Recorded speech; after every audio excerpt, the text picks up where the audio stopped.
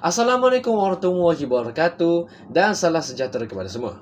Nama saya Aiman Bima Maharis dari Lima Biru ni akan menceritakan tentang salah satu topik yang sering kali diperbincangkan, iaitu pengaplikasian internet dalam bidang industri.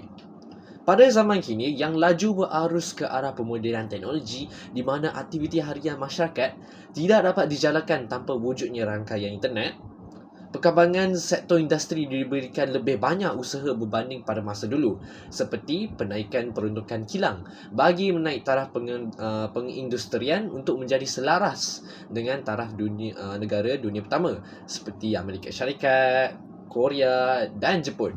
Bagi usaha ini dapat direalisasikan, pengaplikasian internet benda dalam bidang pengindustrian menjadi pemangkin kemajuan sektor ini. Anda semua pasti tertanya, apakah internet benda? Internet benda merujuk pada peranti elektronik yang berkomunikasi sesama sendiri melalui internet.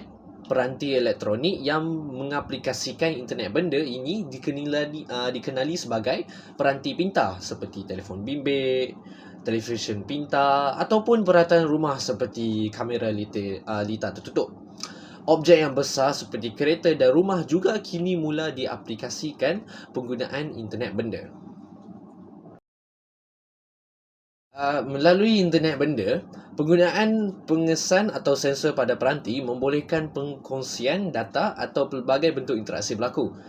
Seperti contoh interaksi antara manusia dengan benda, benda dengan manusia atau interaksi antara benda dengan benda lain. Baiklah, sudah diterangkan apakah itu internet benda. Mari kita lihat apakah impak internet benda dalam industri mengikut aspek-aspek yang berlainan. Dalam aspek perbankan, transaksi kewangan di antara satu akaun ke akaun lain boleh dilakukan secara dalam tarian dan transaksi wang boleh dilakukan di mesin teller automatik atau dikenali sebagai ATM. Dengan ini, urus niaga dan simpanan data boleh dilakukan dengan lebih cekap serta lebih selamat oleh kerana perkara seperti kecurian duit atau pencerobohan data lebih jarang untuk berlaku. Hal ini dikatakan demikian kerana sistem keselamatan kini lebih canggih dan lebih ketat yang menyebabkan tidak mudah untuk dipecah masuk. Seterusnya, aspek penghilangan. Penghasilan produk boleh dikawal selia melalui rangkaian mesin, memudahkan penyelia untuk memastikan produk tidak mengalami masalah seperti kerosakan mesin ataupun berlaku keralatan. Mesin-mesin seperti mesin pemasangan kenderaan dapat dilakukan pada jarak jauh, iaitu jarak yang lebih selamat, atau secara automatik yang tidak memerlukan tenaga kerja manusia. Kesannya, ini dapat mengoptimalkan masa untuk pengeluaran produk.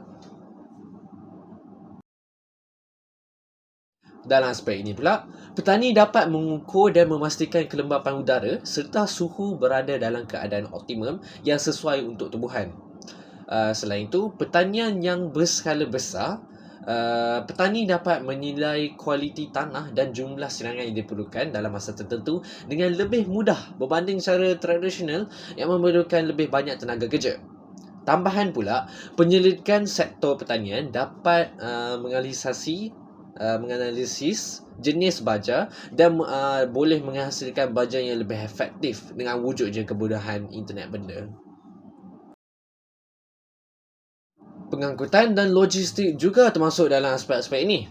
Jika seseorang membuat pembelian secara atas talian, mereka dapat mengesan pergerakan pengangkutan dan dapat mengesan lokasi barang yang dibeli. Ini bukan sahaja dapat mengetahui durasi yang diperlukan untuk barang tersebut dihantar, malah boleh mengelakkan perkara seperti penipuan pembelian, iaitu scam, dengan menyemak status penghantaran barangan. Akhir sekali, peruncitan dan pengurusan bekalan. Pada dekad lepas, pembelian dilakukan secara bersemuka dan memerlukan wang tunai fizikal untuk melakukan urus niaga.